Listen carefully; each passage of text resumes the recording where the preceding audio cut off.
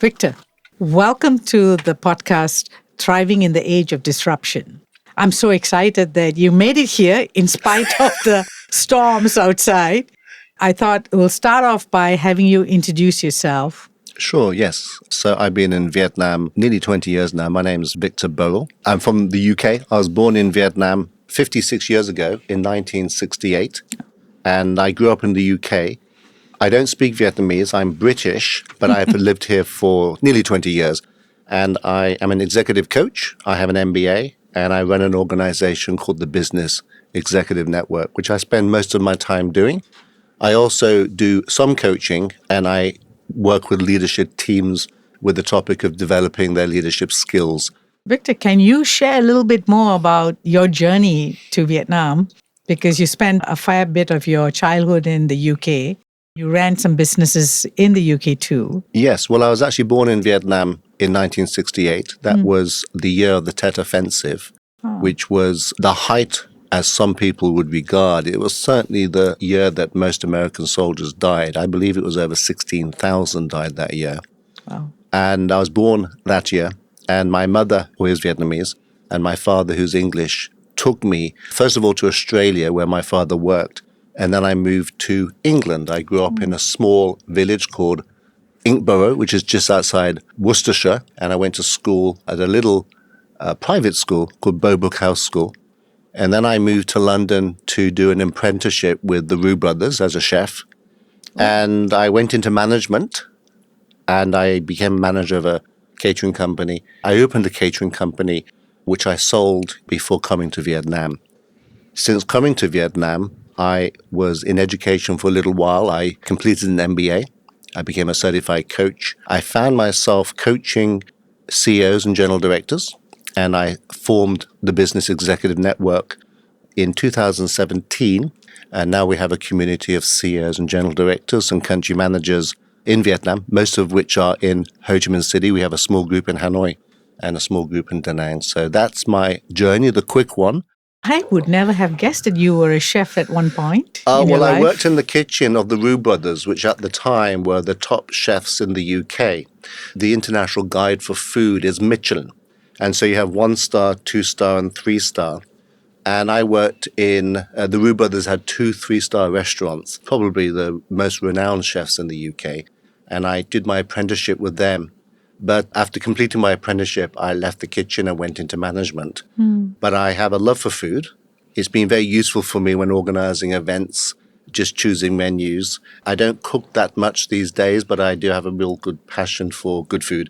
And I find with my work now, I eat and visit some of the best hotels and restaurants in Vietnam. So that as part of my work, which is a bit of a challenge with keeping the weight down. It sort of explains why some of the B.E.N events are well curated. When I ran a catering company, I ran events.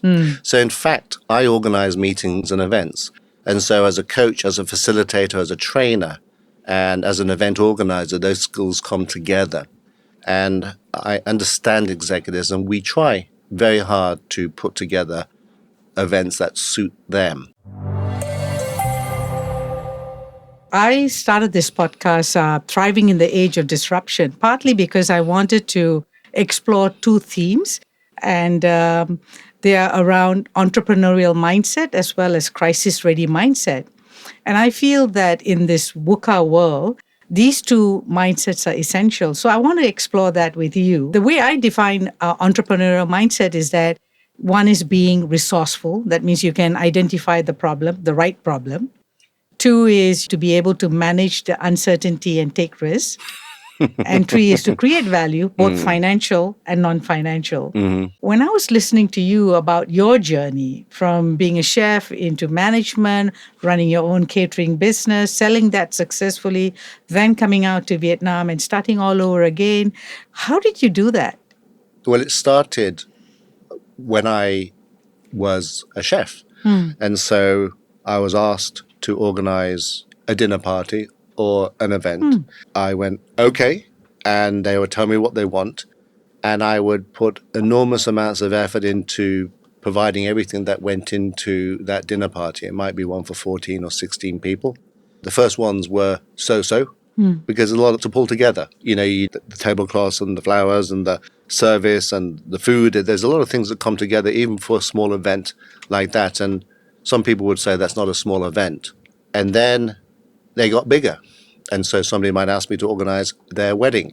Then I started organizing events that I would drive forward, if that makes sense. I might say, look, if you give me this sort of budget, I can do something a little bit better. And I started doing more and more events. In the end, I gave up my day job in the kitchen and doing events. I had a passion of just doing the best I possibly could. And in the end, and I don't think about this too often, but the catering company ended up doing very, very large events. I've learned a lot of things throughout my career. And one of them is, if you have a good day, then treat it like a good day. Do not get overly excited. Don't celebrate too much. And if you have a bad day, then go, okay, I've had a bad day. And I believe, having mixed with many successful people now, that most successful people do not have great highs and lows. They have good days and they have bad days.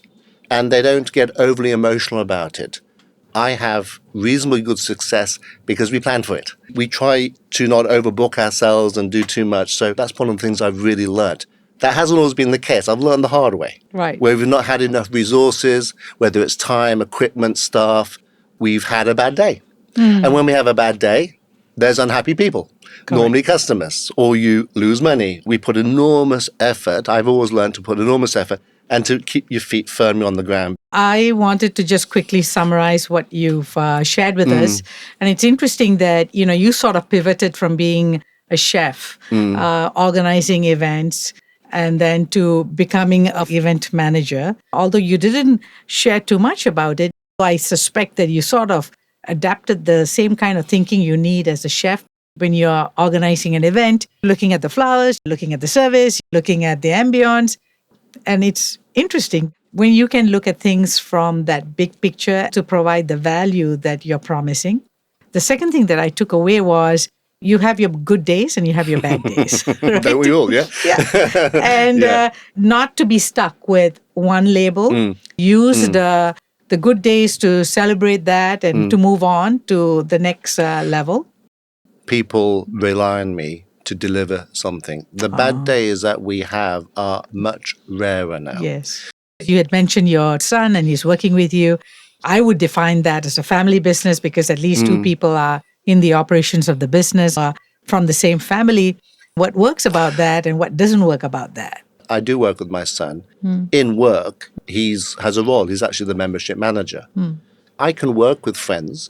I can work with family. I can work with people that I know.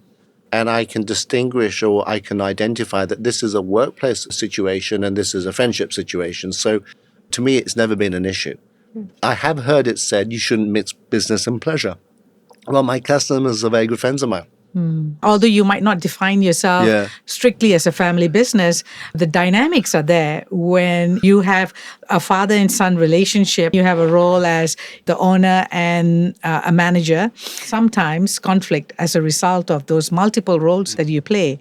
Now, what is more urgent for most family businesses in their succession planning is this conversation of who's going to take over the company. And so are you grooming Tim for that? I think it takes a while for somebody to learn the ropes. And so we're building a team of very more experienced people. And the organization is getting bigger too. Yes. My hope is that all our team members can take on more, and Tim as well. He's been with me the longest, as is my son. Right. I joke with people he's been with me for 25 years. And I joke with people I'm getting my school fees back. But actually, he seems now... He may down the line want to do something else. At the moment, he's very engaged. He's a very important part of the team. And everyone's a really important part of the team. What I'm a little concerned about with this term family business is being a business of which my son and I work together. Yes. Because our members include some of the biggest companies in the world here in Vietnam. The country managers of multinational companies. I probably want them to think that they're working with a professional organization. I appreciate you bringing that up because most people don't realize that 80% of the businesses are family-owned businesses. Right. By virtue of the fact that two shareholders own 50% and above. And as a founder, when you start a company, the easiest way to get reliable employees would be to tap on your own inner circle of friends and family. So by virtue of that, Right. it becomes a family business. As the business grows and the children grow and they show an interest in the business, there is an opportunity for succession. So that's the landscape of family businesses. But there's also the challenge of a family business because often it's been criticized for nepotism and not being transparent, and often it's not professional. Let me move on to the next piece, which is also relevant for today's VUCA world, and that is having a crisis ready mindset. And I describe crisis as any kind of setback. And in a setback, you can flee or fight or freeze. The people who are successful have developed some kind of resilience around a crisis, given that you've done so many things and have had to deal with all the issues that you talked about in managing events. You probably have a high ability to deal with crisis. What training was it or what practice? I'm going to give you an analogy of what I think a business leader should be. And it's on the front page of our magazine. And the title of that issue was Navigating Change in Uncertain Times. And there was a ship on there in the storm. And I see the CEOs as being a captain of a ship, the ship being the organization or the business, and the storm being the economic environment. And so we have a responsibility, both a legal and a moral and a professional responsibility to run our businesses. And most businesses have to get somewhere. They either deliver a service or a product, they have to deliver shareholder value. As a leader, we have to solve problems and we have to deliver the result. Keeping the customer happy, delivering the product, delivering the service, making sure we got the right manpower. We have issues all the time with all of that. The product's not right, the service is not right, you're trying to get it right, you're trying to get it right before it goes to the customer. What I have found, though, as I get a bit older, is I'm more prepared for things that might go wrong. And I anticipate things before they happen. And that's most experienced CEOs that I know are like that. They anticipate turnover and things like that. Do you think it might be ownership mindset? Were you born that way? Oh, that's interesting. No, I think that like many young people, I probably had to be disciplined into place. So I think that in any career, the first years are really tough, really tough. But in order to advance, you have to have a mindset that you're going to overcome all those challenges and you do the best you can. I don't know where it comes from, but I think it's to do with responsibility and pride and working under people that don't demand anything less than the best.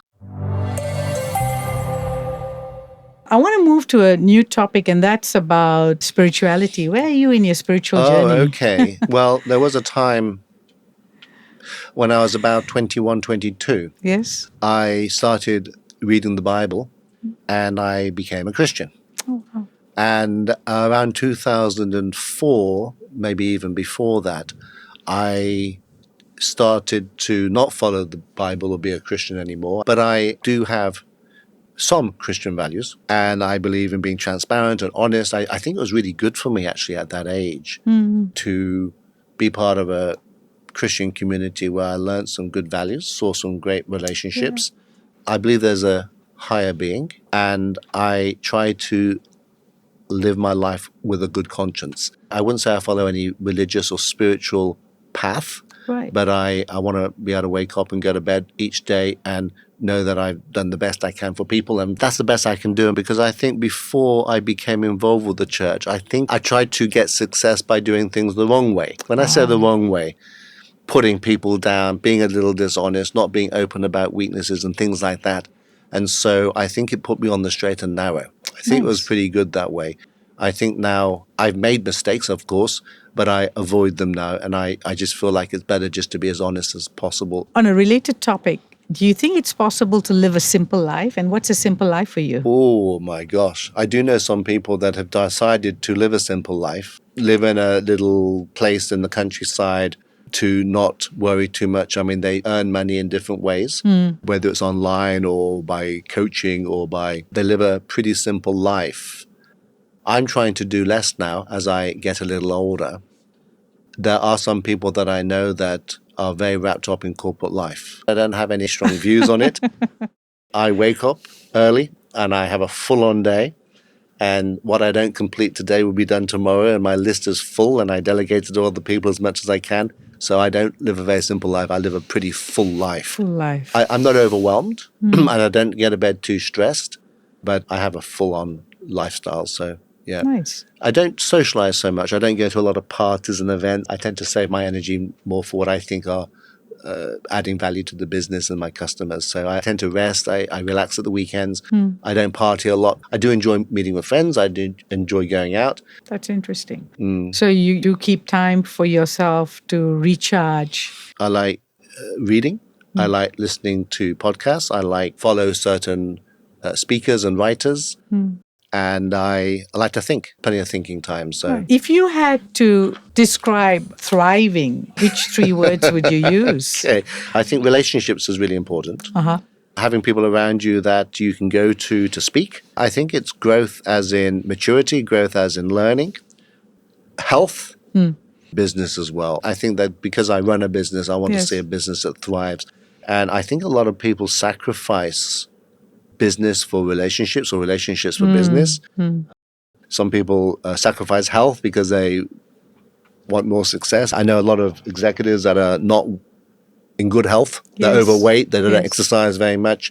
And so I think that getting a balanced lifestyle is quite important. Well, I'm watching my weight a little bit. I'm watching what I eat. I'm making slow but steady progress. I think it could be quicker. So I'm not thriving in that area, but I'm making progress, if you understand what I mean. Yes, of course, of course. Yeah. So, Victor, what advice do you have for young entrepreneurs? Keep going. Keep pursuing your dream. Don't give up. And also be incredibly humble. But I think it's also really important to make sure you get paid fairly for the work that you do. Do not ask for too much. Do not ask for too little. And make sure that you are compensated because you need that money to keep your business going. So those are the sort of things that come to mind. I think also get advice from other people. Do you think this is a good idea? Is this the right route? How would I've got this situation, the customer decides that they don't want to pay me everything. What should I do? But it depends at what stage they're an entrepreneur. If it's at startup stage where they really don't know what they're doing, or if their business is very young. So most businesses, most entrepreneurs are trying to get their business somewhere. And that takes a lot of effort. That takes a lot. So you've got to really love what you do and, not give up. So those are a few things I think might be helpful to a young entrepreneur or an old entrepreneur. Okay. That's right, wherever you are in that journey. Yeah, there you go. I hope that's helpful.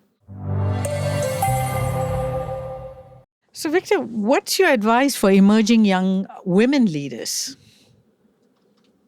That's very interesting. I'll share with you something I've learnt having been the chairman of the Business Executive Network. All our members are CEOs or general directors, and I think it's around 27% of our members are women. And I would like it to be more. And I love to have dynamic women, which we have in our network. It's tough for men and women to be successful. It's tough being a CEO. There's sacrifices that need to be made to be successful at anything. And what I would say to women is that keep going. Whatever you want, whatever you desire is available to you. I think a lot of them, however, step out of their careers for some time for children, and they come back in and they sometimes fall behind the race. Right. There are men here and women that will sacrifice anything for their careers. And so I think that it's tough out there to be at the very, very top. And I admire women that are, and the few women that have made it to the top of our network. I believe now there's more opportunity for women than there's ever been. And I would encourage them to take those opportunities if that's what they want. If that's what they want. There are some women, though, don't want to sacrifice. Okay, wonderful. Thank you. Okay, we've sort of come to the end of the formal part of this podcast. And I wanted to ask some fun facts about you. Okay. Oh, my gosh. Okay. Did you write these down before? No, of course not. Okay. It's spontaneous. So what's your favorite book?